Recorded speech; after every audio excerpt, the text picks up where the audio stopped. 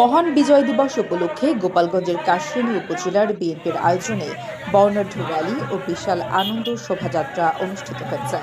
সোমবার বেলা 11টায় উপজেলার শহীদ মিনার চত্বর থেকে আনন্দ শোভাযাত্রাটি বের হয়ে উপজেলার প্রধান সড়ক প্রদক্ষিণ করে একই স্থানে এসে শেষ হয়। এতে উপজেলা সহ বিভিন্ন ইউনিয়ন থেকে আগত বিএনপি স্বেচ্ছাসেবক দল, যুবদল ও ছাত্র দলের কয়েক হাজার নেতাকর্মী অংশগ্রহণ করেন।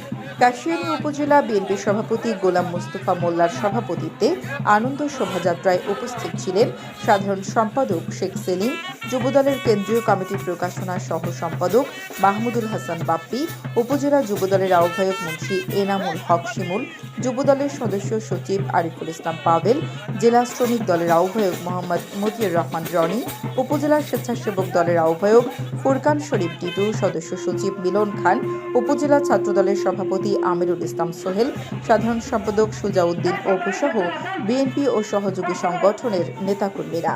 এর আগে সকাল থেকে উপজেলার বিভিন্ন ইউনিয়ন থেকে খণ্ড খণ্ড আনন্দ মিছিল নিয়ে নেতাকর্মীরা উপজেলার শহীদ মিনার চত্বরে জড়ো হয়।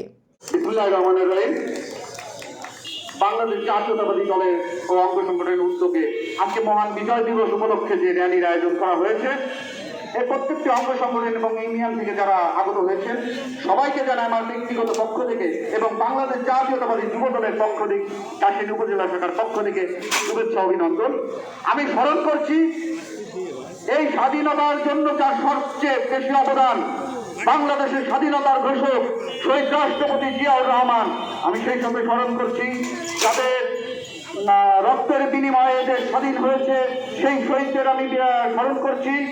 আমি সব শহীদদের প্রতি শ্রদ্ধা নিবেদন করছি।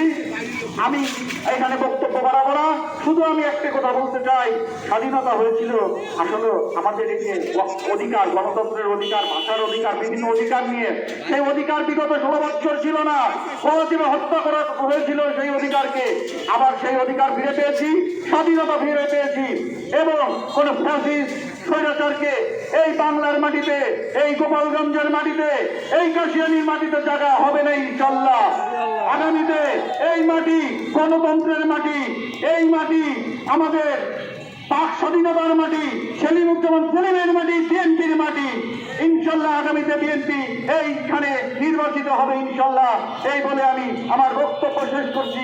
বাংলাদেশ জিন্দাবাদ, শহীদ রাষ্ট্রপতি জিয়াউর রহমান অমর হোক, খালেদা জিয়া জিন্দাবাদ, তারেক রহমান জিন্দাবাদ, সেলিমুজ্জামান সেলিম জিন্দাবাদ, যুবদল জিন্দাবাদ।